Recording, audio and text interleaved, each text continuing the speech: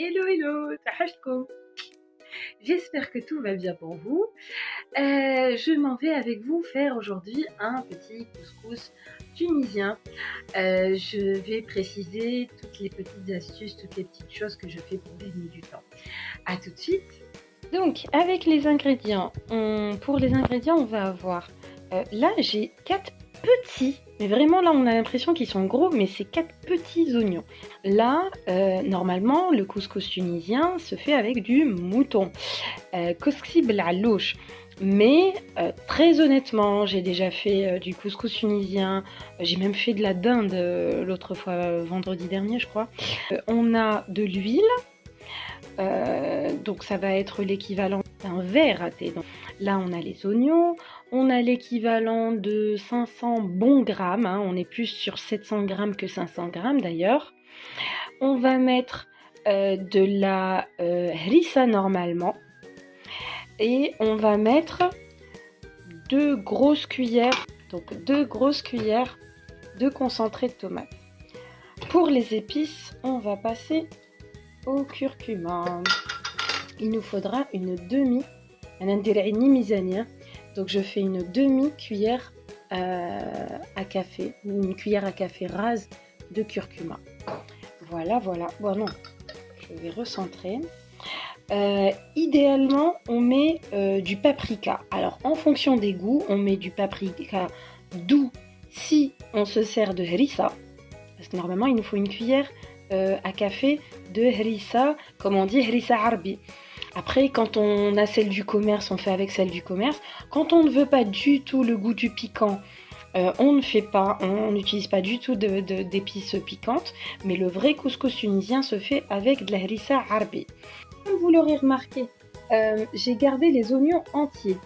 Ça fait partie des choses qui font que je gagne du temps d'abord pour ne pas couper, etc. Mais c'est aussi des oignons qui me serviront qui vont donc laisser tout leur goût infusé dans la sauce, mais qui vont me permettre de décorer à la fin mon couscous. Et c'est pour ça qu'ils sont particulièrement petits. Je les ai pris particulièrement petits. J'aime beaucoup les oignons petits parce que ça me rappelle Nana Allah yarhamha, ma grand-mère.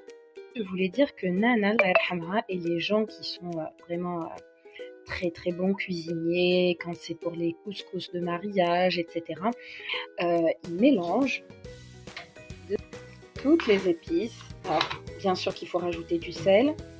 Ils mélangent tout et ils laissent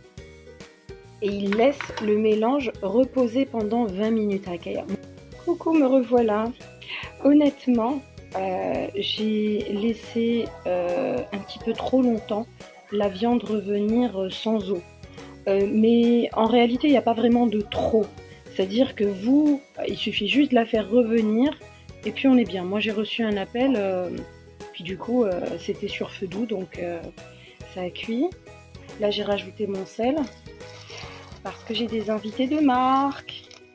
Quand j'ai des invités, en fait, je rajoute du sel, mais sinon, comme vous le savez, on cuisine sans sel à la maison.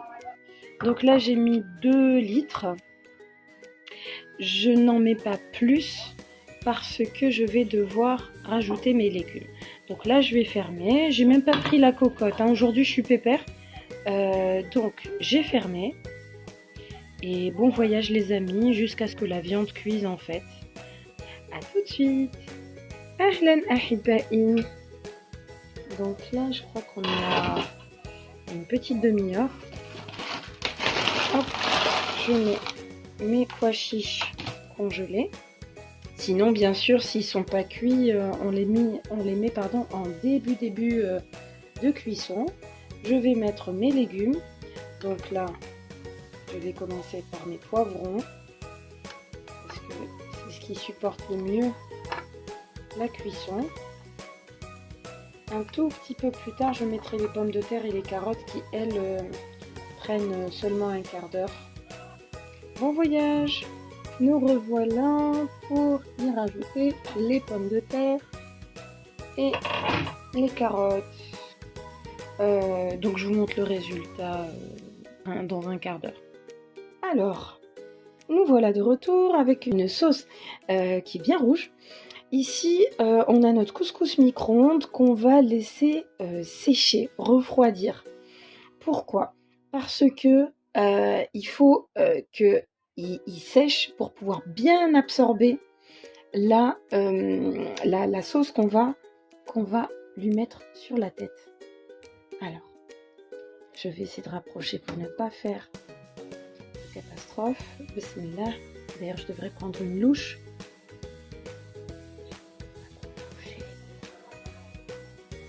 Avec ça, il n'est pas rouge comme celui de mes tantes, parce que je n'ai pas mis de harissa. Moi, c'est un couscous que mes enfants mangent, donc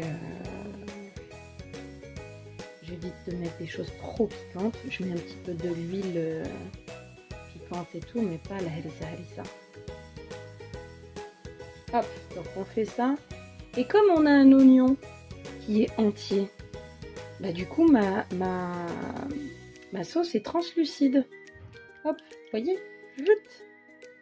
Alors là déjà je vais commencer avec une fourchette à mélanger. Bon, en gros l'opération de mélange, je crois que je vais la squeezer parce que c'est pas très compliqué en fait. A tout de suite, je fais ça pendant 30 secondes. À toutes. L'opération est terminée pour le mélange de la sauce. On obtient un couscous homogène. La différence principale entre le couscous tunisien et les couscous algériens, marocains, etc., c'est que c'est un couscous relativement sec.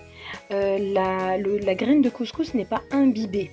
Voilà, donc c'est pour ça que c'était important de bien assécher, enfin refroidir le couscous une fois qu'il avait cuit à la vapeur, pour qu'il puisse de nouveau absorber la sauce rouge et que ça reste quand même, que la graine reste ferme. L'autre grosse différence avec le couscous algérien, etc., c'est que là, même avec un couscous micro-ondes qui peut parfois faire des grumeaux, etc., c'est pas très grave vu qu'il y a la sauce qui vient se mettre par-dessus, qui va être absorbée par la graine, et on va à nouveau égrener les graines de couscous. Donc on va venir séparer les grains à nouveau. Donc c'est un couscous qui est moins sensible que le couscous algérien ou marocain. Voilà.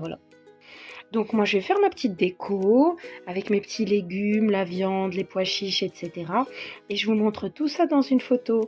Sahaf Tolkom. Et merci pour vos likes, vos commentaires, c'est toujours un bonheur. Et à bientôt, ciao ciao.